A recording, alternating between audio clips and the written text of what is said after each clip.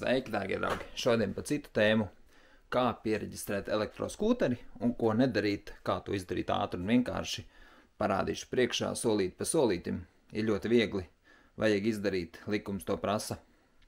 Šodien es stāvu rindā CSDD, mēģināšu piereģistrēt savu braucamo. Un tā, lai arī man diena pagāja skaisti, kamēr aizbraucu līdz CSDD, jauka pabraukāšanās, stāvēju rindā, sagaidīju savu kārtu un CSDD man paziņoja, ka šo braucamo piereģistrēt nevar, jo viņam nesot iegravēts kods, rāmja seriālais numurs. Un tad es jums gribu izstāstīt, ka CSDD nav īsti lietas kursā par šo, uz vietas cilvēki nesaprot, ko var piereģistrēt, ko nevar. Jo piereģistrēšana man sanāca ļoti veiksmīgi, un es jums parādīšu solīti pa solītim, kā to izdarīt, lai nav jautājumi, lai tas ir vienkārši, aizņems 5 minūtes, un viss būs skaidrs. Tātad mums nav klātienē jādodās uz CSDD, mēs visu varam izdarīt e-CSDD mājaslapā, kurā ielogojamies ar savu banku vai Smart ID.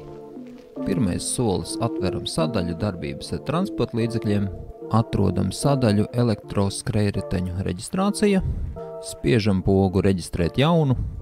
Protams, pārliecinamies, ka mūsu spēkratam ir maksimālā jauda nelielāka par kilovatu, maksimālais ātrums nelielāks par 25 km/h.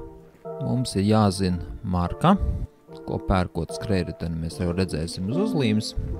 Modeli visticamāk mēs atradīsim uz uzlīmītes, kas ir uzlīmēta uz skrējriteņa.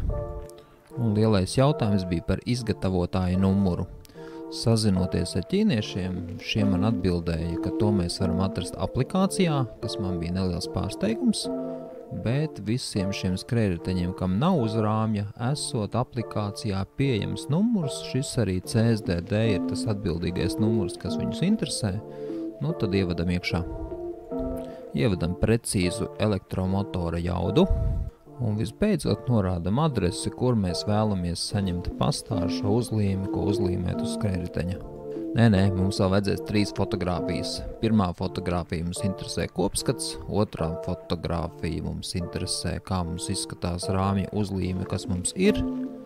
Un trešā lieta, ja mums nav šis numurs, mēs gribēsim pievienot ekrāna šāviņu no aplikācijas, ko CSDD arī akceptē un ņem mums pretī. Tepat arī mēs varam ievadīt savus kartes datus un samaksāt 7,49 €, un mēs saņemsim visu smuki pastā. Atnāks uzlīme, kuru mēs varam skaidri uzlīmēt uz priekšā esošā statņa. Tad mēs kļūstam par godīgiem skrējriteņa braucējiem un esam ievērojuši likumu. Ja jums šis noderēja, ja jūs gribat kādus citus praktiskā latviešu padomus, piesakojiet, nolaikojiet, padalieties, uzrakstat kādu foršu komentāru. Tiekamies jau nākamajā redzījumā.